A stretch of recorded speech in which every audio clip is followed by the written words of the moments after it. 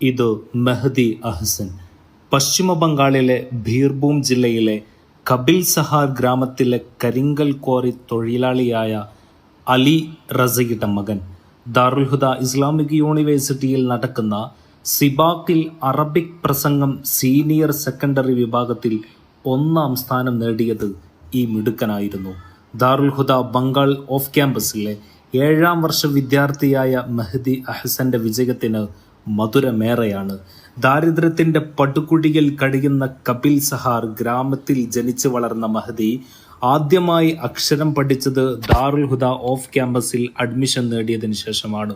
സമസ്ത വിദ്യാഭ്യാസ ബോർഡിന്റെ മദ്രസ 1ാം ക്ലാസ് പാഠപുസ്തകത്തിൽ നിന്നാണ് ജീവിതത്തിൽ ആദ്യമായി അധ്യയനം തുടങ്ങിയത്.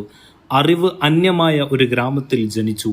ബാല്യം വിട്ടുകടക്കും മുമ്പ് കൂലി ജോലിക്ക് ഇറങ്ങേണ്ടിയിരുന്ന മെഹദി അഹ്സൻ ഇന്ന് നന്നായി അറബി സംസാരിക്കും, നന്നായി പ്രഭാഷണം നടത്തും.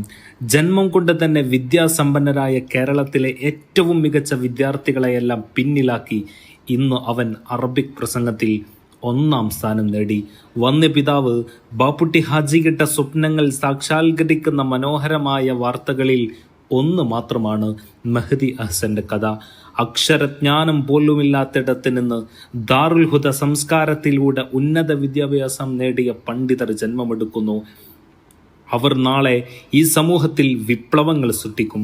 അനേകം ഗ്രാമങ്ങളിൽ അറിവിന്റെ വെളിച്ചം പരത്തും. കൂടെ നിന്നവർക്ക്, കൈപിടിച്ചവർക്ക് നാഥന്റെ കോടതിയിൽ ഒരു താങ്ങായി ഇവരുടെയെല്ലാം ജീവിത വിജയങ്ങൾ ഉണ്ടാകും. തീർച്ച. അല്ലാഹുവേ, നീ സ്വീകരിക്കണമേ. ആമീൻ. ദാറുൽ ഹുദയിൽ നടക്കുന്ന സിബാക്ക് ദേശീയ കലോത്സവത്തിൽ സാനവിയ വിഭാഗത്തിലെ അറബിക് പ്രസംഗത്തിൽ 1ാം സ്ഥാനം വിത്ത് എ ഗ്രേഡോടുകൂടി നേടിയ ദാറുൽ ഹുദ ബംഗാൾ ക്യാമ്പസ് 7ാം ക്ലാസ് വിദ്യാർത്ഥി മെഹദി അഹ്സൻ എന്ന വിദ്യാർത്ഥിയെ കുറിച്ചിട്ടുള്ള മനോഹരമായിട്ടുള്ള ഒരു വിവരണമാണിത്.